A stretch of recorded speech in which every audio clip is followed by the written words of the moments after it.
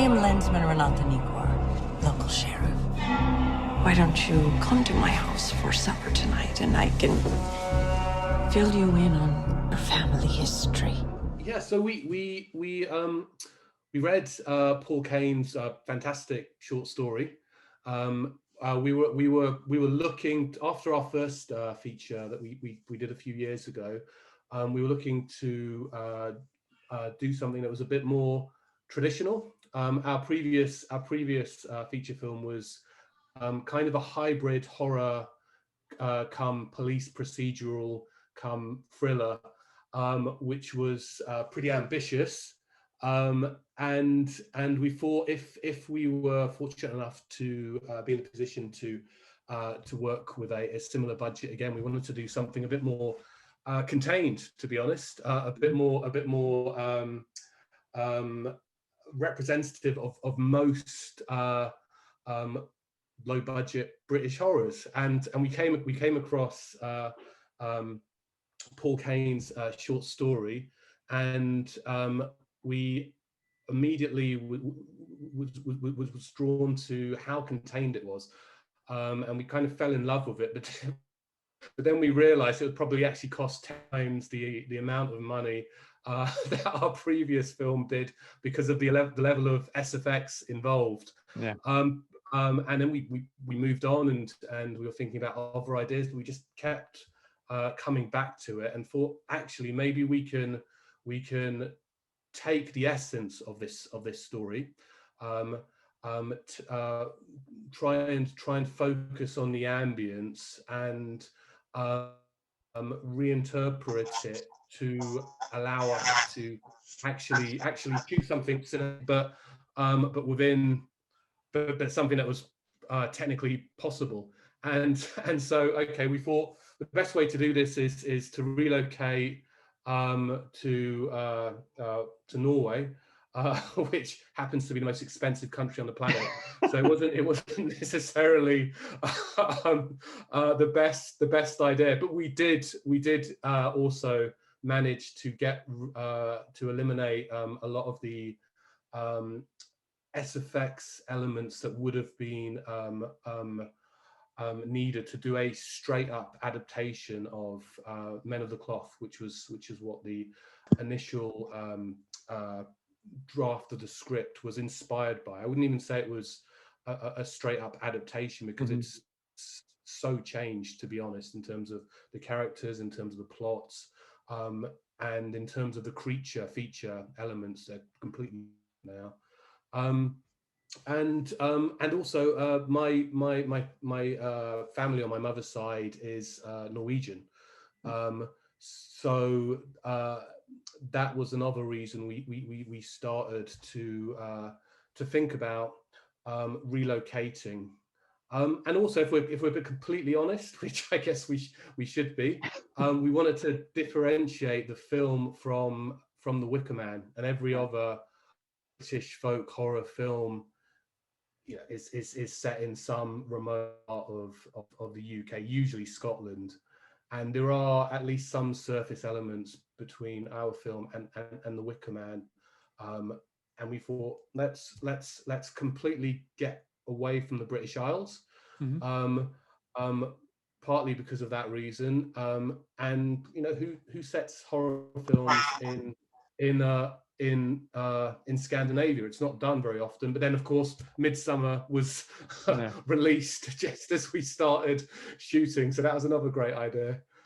Luckily, there are no similarities, because Midsommar is much truer homage to The Wicker Man. It's so bright, daytime, and flowery and summery. I would say the actual biggest influence, strangely, in terms of films, not in terms of literature. Obviously, it's very inspired by various Lovecraft stories, but in terms of film, strangely, the biggest influence wasn't a horror film at all. I would say it was probably Nicholas Winding Refn's Rent Drive. So the idea of having a really straightforward genre film in terms of its structure, done in a very, very ethereal, almost esoteric style. So those melding, the melding of for want of a better term, art house cinema with real, true genre cinema. Although, yeah, I mean that's true. And although another curveball that hit us while we were shooting was The Color Out of Space was announced, and then because originally we were going to be really original, and this whole kind of Cthulhu nightmare Lovecraftian thing, we had the then original idea of having lots of pink and purple and lilac lighting everywhere, and and how would you saw some of that in the film, but it would have been 10 times more. And so we had Color Out of Space being released, and that was, you know, interesting. And then before we graded the film, we saw the trailer, and that was a bit of a shock. So we had to, so most of the grading was taking out the pink and the purple and the lilac lighting that we had, so it didn't look kind of like as if we just ripped Richard Stanley off. So basically what Andy's saying is, instead of being ahead of the curve, we're forever just behind the curve. Iceland has its elves, Ireland has leprechauns, the rest of Norway has its trolls, and we have this lovely fellow. And what does the writing say? We just call him the slumbering one. I don't know if this is true or not. Barbara didn't know. I just spoke to her. I read that the original script was intended for a male character. Is that true? It was, yeah. I mean, originally we wrote the cult leader as male, and I think that was a hangover from Paul's story to some extent. And I guess it was just kind of a natural reaction. And originally, the person who we had in our minds who might play that role was James Cosmo. So just an example of how that person might be. But then I think we thought making the lead character a woman would just be more interesting.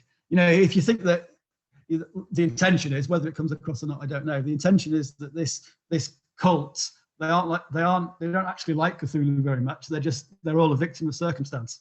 Yeah. You know, and Cthulhu was there before they were, and they got stuck with him. And so so that ambiguity, having a female leader who probably doesn't like being the female leader, that kind of worked. And then we're both big fans of Barbara, and so, you know, and obviously she's got a very long Lovecraftian heritage, and so, you know, we thought she'd be awesome, so we approached her. Mm-hmm. So I mean, it's something that it surprised me when I read that more than anything, because the rest of the cult members are male, most of them, and they have these very misogynistic ideals, no? So it was, I kind of couldn't imagine how you. Because I imagine that was something you had in the script from the get-go, no? I think it sort of came naturally. In that originally that character was supposed to ostensibly befriend Isaac and Emma. So there was always some ambiguity. And then I think, you know, where the kind of misogyny and the sort of bullying came from, it's, you know, these people are trapped in this tiny little goldfish bowl, and it's kind of like, and I think we discussed this, Tor, it's kind of like a school bully. It's, you know, it's like Gunnar is the biggest kid in the school, and they can never leave the schoolyard because Cthulhu won't let them. So it's kind of it's like a schoolyard mentality, and that's kind of how we wrote it. And I guess Barbara's the head teacher in that. Well, I think Barbara's very much the mother, and even bullies have mothers. Yeah. That they love and they respect. Well, most of the time, anyway. So you said that you decided to go on Norway. It can't have been that easy, not just because of going over there, but the fact that you created all these characters that were the Norwegian. That kind of helped you either. Yeah, it was a terrible mistake. Scandinavian actors. Yeah, I think casting was quite tough, wasn't it? Yeah, well, I guess because we're based in London. London is still the European hub of the film of the European industry, really, and nearly all the Scandinavian actors, and everyone is a Scandinavian actor except Barb and the two leads, who are actually British actors, even though they're American, were actually based in the UK. So we cast them in London, and then flew them out to Norway. So it was actually a very much a London production in that respect. But yeah, the main well, I would say actually in a sense it was actually easier to film where we did in Norway than it would have been potentially in the UK, just because everyone was so accommodating.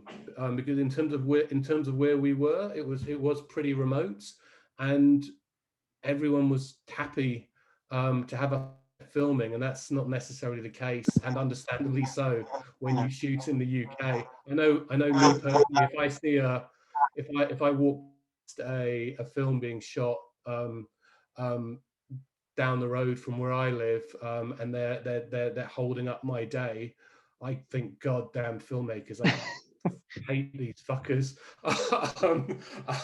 Whereas in Norway, they were, It was like, wow. the sense, everyone was very happy we were there, and were super accommodating. And I just feel bad we made a film about infanticide in this beautiful part of the world.